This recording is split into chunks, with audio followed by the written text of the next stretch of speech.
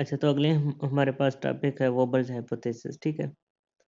तो हमारे पास वोबल ने क्या कहा, वोबल हाइपोथेसिस के मुताबिक ये है कि ना हमारे पास ये एमआरएनए है, ठीक है? तो इसका 5 टू 3 डायरेक्शन, ठीक है? तो इस पे कोडॉन होगा और यहाँ हमारा टीआरएनए को एंटी कोडॉन ले आएगा। तो वो कहता है ये जो जो पहले 2 बेसेस हैं, ठीक है? उसके एमआरएनए पे हमारे 5 से 3 डायरेक्शन में हम रीड करते हैं, तो हमारे इस हिसाब से एमआरएनए पे जो तो पहले बेसिस हैं, ठीक है? वो तो वाटसन और क्रिक का जो रूल है, ठीक है? उसके मुताबिक जैसे हमारे पास हाइड्रोजन बॉन्ड बनते हैं, तो उसी को ही फॉलो करते हैं। एडेनिन के सामने thymine in case of DNA और यूरासिल इन केस ऑफ हमारे पास आरएनए। उसी तरह हमारे पास गुआनिन के सामने साइटोसिन। तो वो कहता है कि ना पहले जो 2 बेसेस होते हैं वो इस बात को ओबे करती हैं इस लॉ को, लेकिन जो तीसरा है उसमें वो कहता है कि ना जो तीसरा कोडॉन है उसके सामने जो एंटी कोडॉन हो सकता है, वो कहता है कि ना इस इस लॉ के मुताबिक नहीं होता, उसमें मतलब वेरिएशंस आ सकती हैं, उसमें वो कहते हैं फ्लेक्सिबिलिटी हो सकती है, ठीक है? उसमें ये भी हो सकता है कि ना एडेनिन के सामने यूरासिल आ जाए, या जो है हमारे पास गुआनिन हो अगर आगे हमारे पास ऊपर, ठीक है?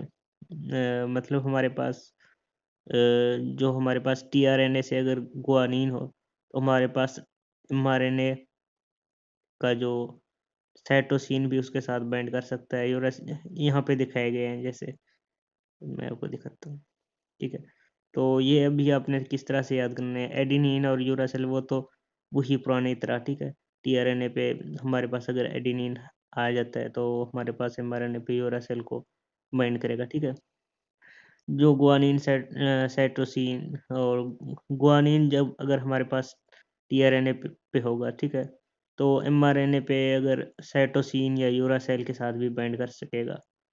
तो जीसीयू इस तरह से आप याद कर सकते हैं, ठीक है?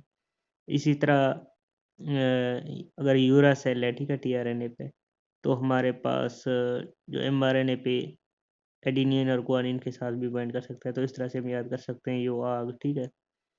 इसी तरह वो कहते हैं टीआरएनए पे हमारे पास हो सकता है एच हो, और उस तरह उसके साथ जो है हमारे साथ एमआरएनए पे ये वाले जो हमारे पास बेसिस हैं, ये बाइंड कर सकती है। तो वो बल्स हाइपोथेसिस यही है। इसमें जो कंफ्यूज करने वाली बात है वो ये है कि ना, थोड़ी सी जो आपको बात कंफ्यूज करेगी वो ये है कि ना ये 5 टू 3, ये इसका एमआरएनए का 5 टू 3, और इस तरह से इसके जो बेसिस होंगे, ठीक है? तो हम इस तरह 5 से 3 इस हिसाब से पढ़ेंगे ना। 5 5 से 3 अगर हम देखेंगे तो एमआरएनए पे हमारा जो पहला बेस होगा वो यू है, फिर सी है, फिर जी है इस केस में। तो इसी तरह अगर हम उसका देखते हैं, अब हमारे पास जो टीआरएनए आ रहा होता है, ठीक है? तो उसका इसके उलट होगा। तो उसका जो है ना हमारे पास ये 5 ये 5 होगा और ये 3 होगा। तो ये वाली बात जो है ना, और उसका भी इसी तरह मतलब जो पहला बेस होगा, ठीक है? वो 5 की तरफ से हमने स्टार्ट करना है। रीडिंग तो हम 5 की तरफ से स्टार्ट करते हैं। तो ये चीज़ थोड़ी बहुत आपको लोग कन्फ्यूज़ करेगी। इसको क्लियर करना लाज़मी था।